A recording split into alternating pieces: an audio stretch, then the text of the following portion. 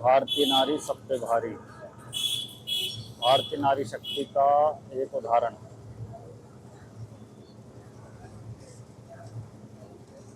भारतीय नारी शक्ति का एक उदाहरण आप लोग यहाँ पे देख सकते हैं।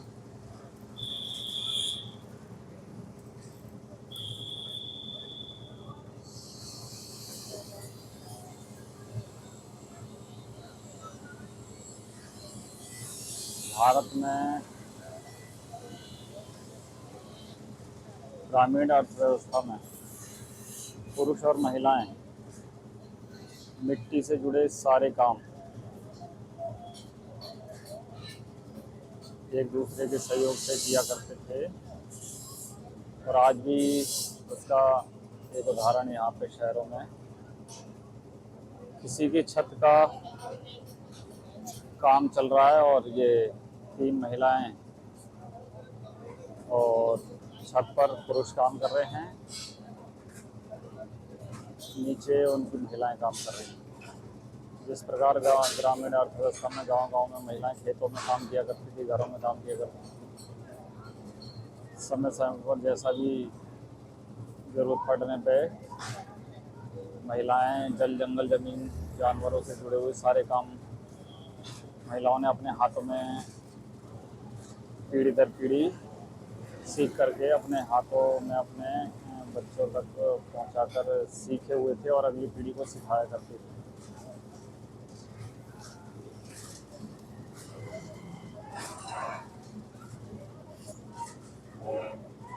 अब विषय ये है कि आजकल जो नवविवाहित जोड़े घरों में विवाह के पश्चात किसी कारण झगड़े में रिश्ते को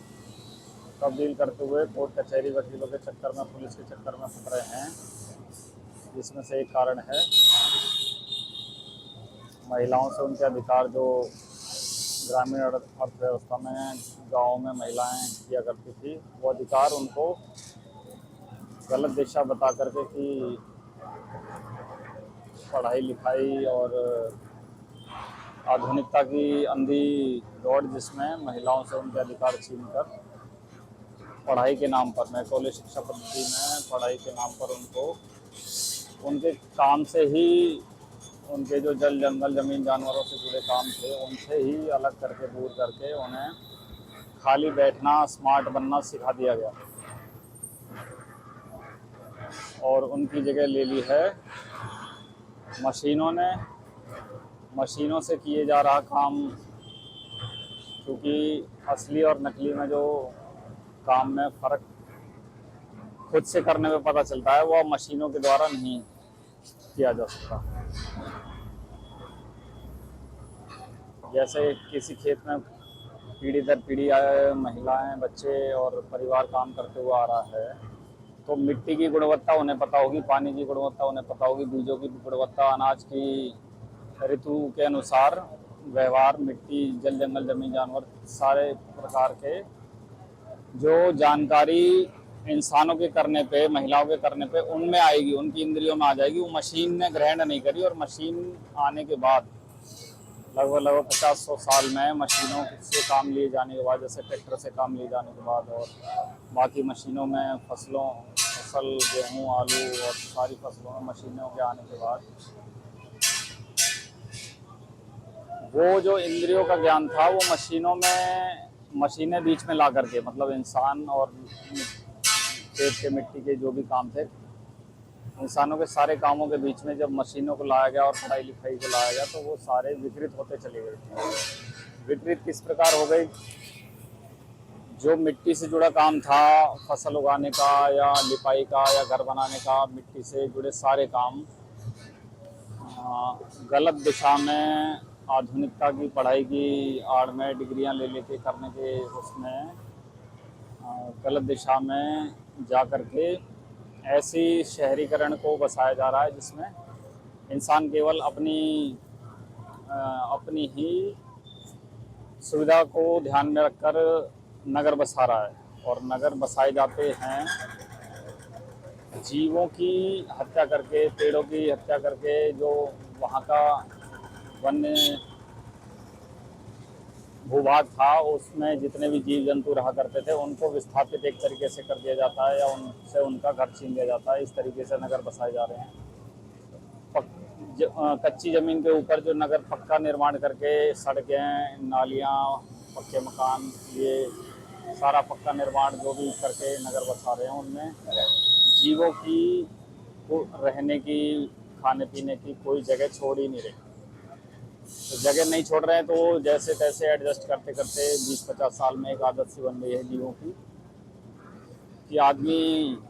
सोसाइटियों में गेट, पार्क वगैरह, ये बाउंड्री वगैरह बना कर जब रहता है और घर से निकलते समय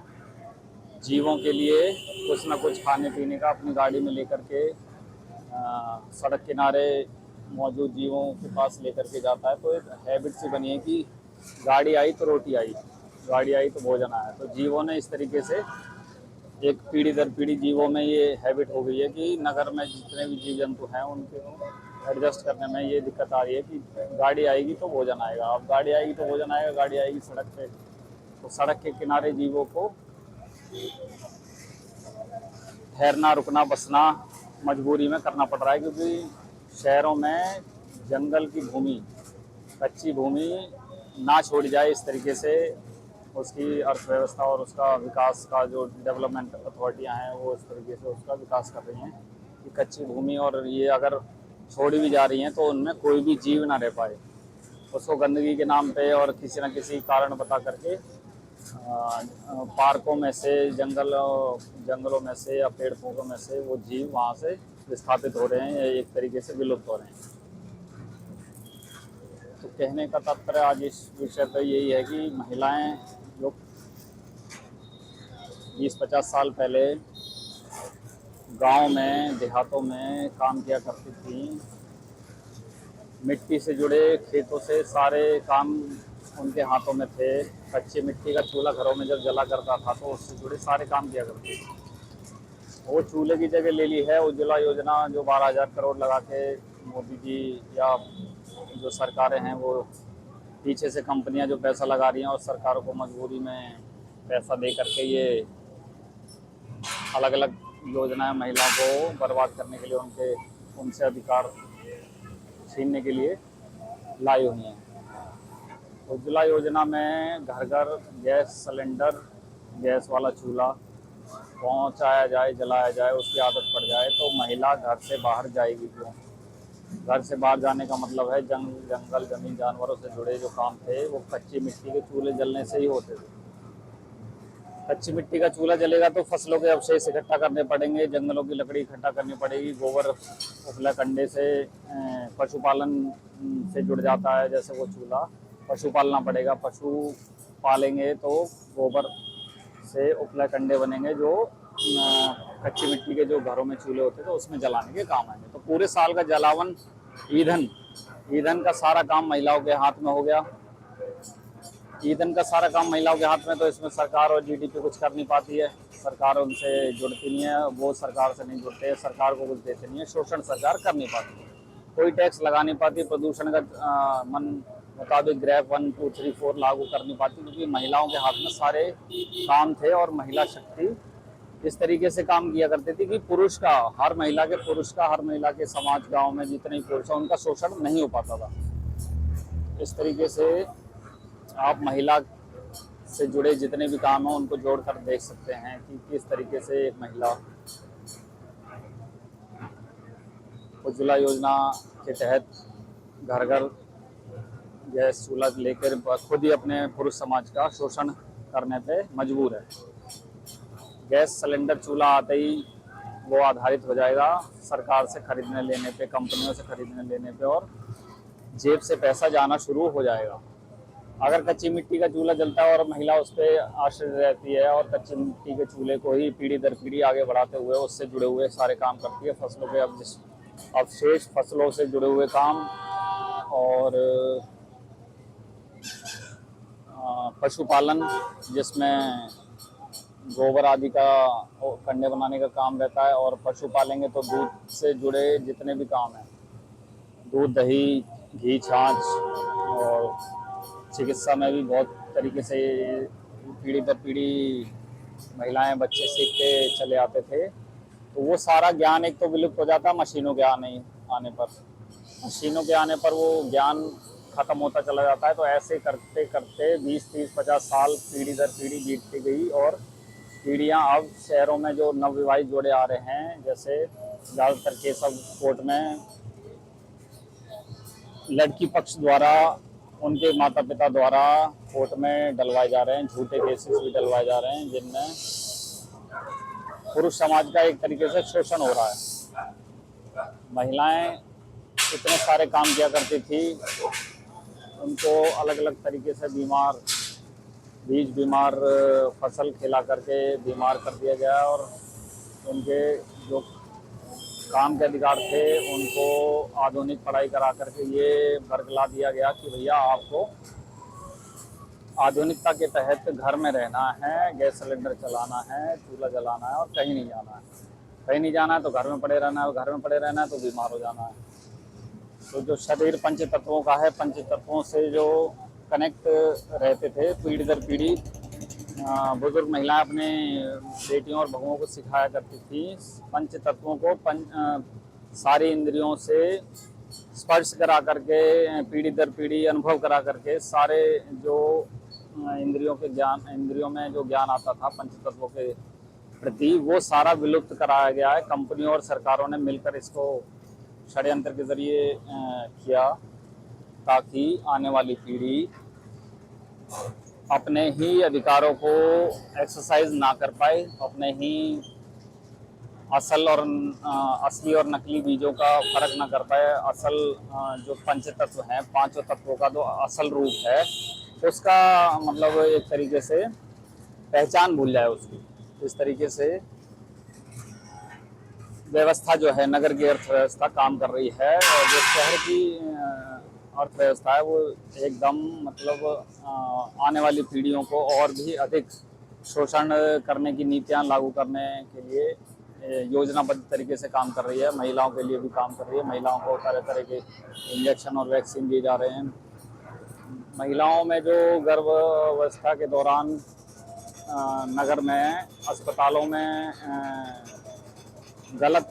सलाह दे करके ऑपरेशन से बच्चे कराए जा रहे हैं, ये व्यवस्था भी ग्रामीण अर्थव्यवस्था में इसका जो विकल्प था, वो नगर की अर्थव्यवस्था में उसका कोई विकल्प नहीं है। डॉक्टर ऑपरेशन ही करवा के जो गर्भावस्था में जो भी उनको मतलब दवाइयाँ दे करके 9 महीने तक एक पूरा रूटीन उन्हें बता दिया जाता है, ताकि जो महिला है वो जब 9 महीने बाद प्रसव में आएगी तो उसका ऑपरेशन से जो खर्चा घर का बिठाया जाएगा वो नॉर्मल डिलीवरी में नहीं आता है। और नॉर्मल डिलीवरी में जो कुदरती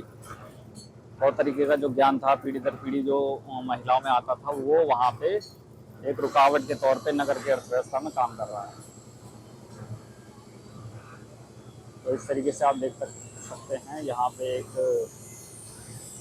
छत का काम चल रहा है, और इसमें 3 महिलाएं लगातार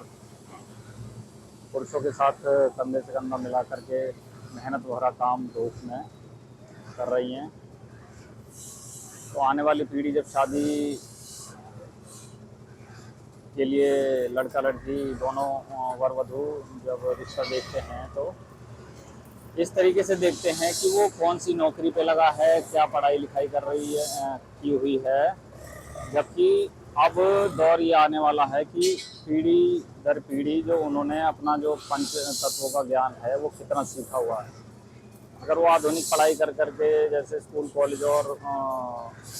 बड़ी बड़ी डिग्रियां लेकर के बढ़िया नौकरी कर रहे हैं, इसका मतलब 50-60 हज़ार रुपये 1 लाख रुपए तनख्वाह ले रहे हैं, लेकिन इंद्रियों का जो ज्ञान पीढ़ी दर पीढ़ी आना था, पंच तत्वों का जो असली और नकली प्रकरण है, वायु, जल, अग्नि, पृथ्वी,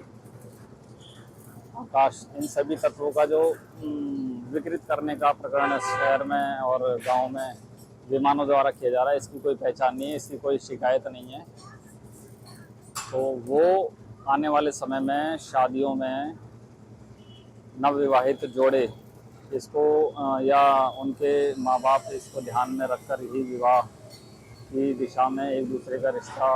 स्वीकार करें कि भैया नौकरी तो सबके पास है ही, नौकरी के साथ साथ अगर वो पीढ़ी दर पीढ़ी वाला ज्ञान नहीं है तो फिर रिश्ता जोड़ने के बाद भी साल 2 साल बाद वो लड़की पक्ष गलत गाइडेंस में पुलिस के द्वारा, वकीलों के द्वारा कोर्ट कचहरी में केस डाल करके कई सालों तक केस चलता रहता है।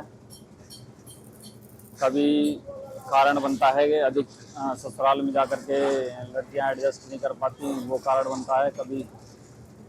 काम के पीछे, जैसे काम तो वैसे नगरों में इतना है नहीं, नगर तो बसाई इसलिए जा रहे कि हर काम मशीनों से किया जाए। तो एक तरीके से षड्यंत्र को समझकर फैसला लेने की ज़रूरत है। ये भी महिलाएं हैं भारत की जो इतना कठिन कार्य इतनी तेज़ धूप में लगातार कर रही हैं और एक छत का लेंटर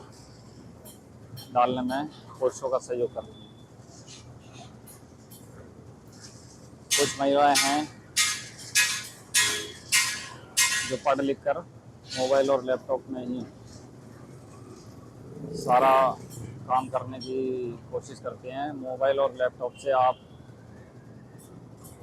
कुछ समय तक तो अपने आप को आधुनिक बता करके सारा काम कर पाएंगे, लेकिन आप जो असल मोबाइल और लैपटॉप चलाने के 4 घंटे बाद जब भूख लगेगी तो पंच तत्वों की ज़रूरत पड़ेगी। और पंच तत्वों का जो सारा ज्ञान वो पीढ़ी दर पीढ़ी मिट्टी से जुड़े लोग ही किया करते थे, जो कि अब किसान अपने बच्चों को पीढ़ी दर पीढ़ी किसानी से नहीं जोड़ रहा है, खेतों से नहीं जोड़ रहा है। तो वो सारा काम कंपनियों पे जा रहा है, किसानी का, फसलों का सारा काम बीजों का कंपनियों पे जा रहा है, जिसकी वजह से मोबाइल कंप्यूटर लैपटॉप चलाने वाले 4-5 घंटे बाद जब भूख के मारे पैकेटों में बंद अनाज खरीद कर बनाकर पकाकर खाएंगे तो उन्हें ये नहीं पता होगा कि ये असली है कि नकली है। सब्जी मंडियों में कौन सी फसल असली है, कौन सा सीज़न का फल है, सब्जी है, सीज़न की फल सब्जियां पहचानने में इस पीढ़ी को दिक्कत आने लगी है। और वो अपने लिए भोजन पकाने के लिए किस प्रकार से फल सब्जी खरीदी जाए उसको भूल करके अपने ही शरीर का नुकसान करने के लिए मजबूर है। तो ये सारा ज्ञान ग्रामीण अर्थव्यवस्था में ही संभव है। गांव स्वावलंबी हुआ करते थे, स्वावलंबी होने से किसी भी तरीके की सरकार या किसी भी तरीके की पुलिस, जज और ये वकीलों की व्यवस्था जो बनाई गई है जिससे न्याय की उम्मीद है, हर हर विषय पे न्याय पुलिस, वकील और जज द्वारा नहीं किया जा रहा। ना ही इस तरीके की कोई प्रयास हैं जो किए जा रहे हैं जिससे पंच तत्वों का जो प्रदूषित होना है, दूषित होना है और जबरन विपरीत कंपनियों द्वारा किया जा रहा है ताकि लोग बीमार पड़ सकें, फसल बीमार हो सके, फसल नष्ट हो सके, बीज बीमार हो, ताकि बीमार बीज खाएगा तो बीमार हो जाएगा इंसान और फिर लगातार दवाइयाँ चलेंगी और उन्हें डरा करके ऑपरेशन की तरफ ले जा करके उनका शोषण किया जाता है। तरह तरह के बच्चों को स्कूलों में इंजेक्शन लगाए जा रहे हैं, जबकि पुराने समय में गांव में नॉर्मल डिलीवरी से पैदा हुए बच्चे किसी भी टीके के बगैर स्वस्थ जीवन शैली अपनाते हुए अपना जीवन यापन करते थे और मिट्टी से जुड़े रहते थे, सारे काम करते थे। तो आज का विषय महिला शक्ति, नारी शक्ति, जो असल में शक्ति स्वरूप हैं, 9 देवियों का रूप नारी शक्ति आप देख सकते हैं। सभी जागरूक साथियों के लिए ये विषय जरूरी है, गैर जरूरी है, आप समझें इसको। महिलाओं पे वीडियो बनाना, कच्ची मिट्टी से चूल्हे पे जो महिलाएं आज भी घर चलाती हैं उन पर वीडियो बनाना कितना ज़रूरी है, आप लोग इस विषय को ज़रूर ध्यान में रखें और उस पर ज़रूर वीडियो बनाएं। किस प्रकार 12,000 करोड़ लगा करके उज्ज्वला योजना के तहत स्वावलंबी गांव की अर्थव्यवस्था को, ग्रामीण अर्थव्यवस्था को किस तरीके से पढ़ाई लिखाई के नाम पर नगर की अर्थव्यवस्था में, शहरों की अर्थव्यवस्था में धकेला जा रहा है और आधुनिक बता करके बच्चों को बर्बाद किया जा रहा है ताकि वो गैस सिलेंडर चूल्हे पे आधारित होकर ही जबकि गुजरात हाई कोर्ट का एक फैसला भी है जिसमें पेट्रोल डीजल से ज़्यादा प्रदूषण सीएनजी गैस से, एलपीजी गैस से और बाकी तरीके की घरेलू जो ईंधन के रूप में इस्तेमाल की जाने वाली गैसेस हैं उनसे गुजरात हाई कोर्ट का एक फैसला भी है कि गैस से डीजल पेट्रोल से ज़्यादा प्रदूषण होता है। रही बात उसकी जो पशुधन से गोबर गैस, गोबर निकलता है और गोबर से गोबर गैस बनती है, उससे भी एक विकल्प